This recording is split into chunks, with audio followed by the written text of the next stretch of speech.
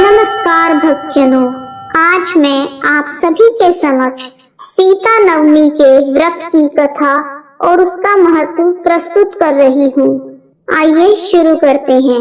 वैशाख मास के शुक्ल पक्ष की नवमी तिथि के दिन माता सीता के धरती से प्रकट होने के कारण इस दिन सीता नवमी मनाई जाती है। इसे जानकी जयंती भी कहते हैं। सीता नवमी के दिन भक्त जन माता सीता के निमित्त व्रत रखते हैं और मान्यता है कि जो मनुष्य सीता नवमी के दिन प्रभु श्री राम एवं माता सीता का विधि विधान से पूजन करते हैं, उन्हें सभी तीर्थों का पुण्य प्राप्त होता है। आइए शुरू करते हैं सीता नवमी के व्रत की कथा। एक बार मारवाड़ में एक अति श्रेष्ठ वेदों के ज्ञाता धर्मपरायण ब्राह्मण निवास करते थे। उन ब्राह्मण का नाम देवदत्त था। उनकी एक बड़ी रूपवती पत्नी थी, उसका नाम शोभना था। ब्राह्मण देवता जीविका के लिए किसी अन्य स्थान पर भिक्षाटन के लिए गए हुए थे, पर इधर शोभना कुसंगति में पड़ गई। अब तो पूरे गांव में उसके निंदित कर्मों की चर्चा होने लगी, परंतु उस मंद बुद्धि स्त्री ने गांव को ही जलवा दिया। दुष्कर्मों में रत रहने वाली स्त्री की जब मृत्यु हुई तो उसका अगला जन्म चांडाल के घर में हुआ। पति का त्याग करने के कारण वह चांडालनी बनी। गांव जलवाने के कारण उसे कुष्ठ रोग हो गया तथा दुष्कर्मों के कारण वह अंधी भी हो गई। अपने पूर्व जन्म के कर्मों का फल तो उसे भोगना ही था और अपने कर्मों का फल भोगती हुई वह इधर उधर भटकने लगी।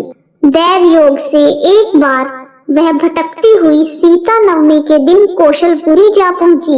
सीता नवमी के पावन उत्सव पर भूख प्यास से व्याकुल वह दुखियारी इस प्रकार प्रार्थना करने लगी, हे सज्जनों, मुझ पर कृपा करके कुछ खाने के लिए दे दो, मैं भूख से मर रही हूँ। ऐसा कहती हुई वह स्त्री श्री कनक भवन के सामने बने 1000 फूलों से सजे हुए खंभों से गुजरती हुई उसमें प्रविष्ट हुई। उसने फिर से आवाज लगाई, भैया कोई तो मेरी मदद करो, मुझे कुछ भोजन दे दो। इतने में एक भक्त ने उससे कहा, हे देवी, आज तो सीता नवमी है, भोजन में अन्न देने वाले को पाप लगता है, इसलिए आज तो अन्न नहीं मिलेगा, तुम कल आरती के समय आना, ठाकुर जी का प्रसाद तुम्हें भरपेट मिलेगा। परंतु वह नहीं मानी। तब भक्त ने उसे तुलसी और जल प्रदान कर दिया। वह पापिनी भूख से मर गई, अनजाने में ही सही, पर उसने सीता नवमी का व्रत पूरा कर लिया। अब तो सीता माँ ने उसे समस्त पापों से मुक्त कर दिया। इस व्रत के प्रभाव से वह पापिनी निर्मल होकर स्वर्ग में आनंद पूर्वक कई वर्षों तक रही।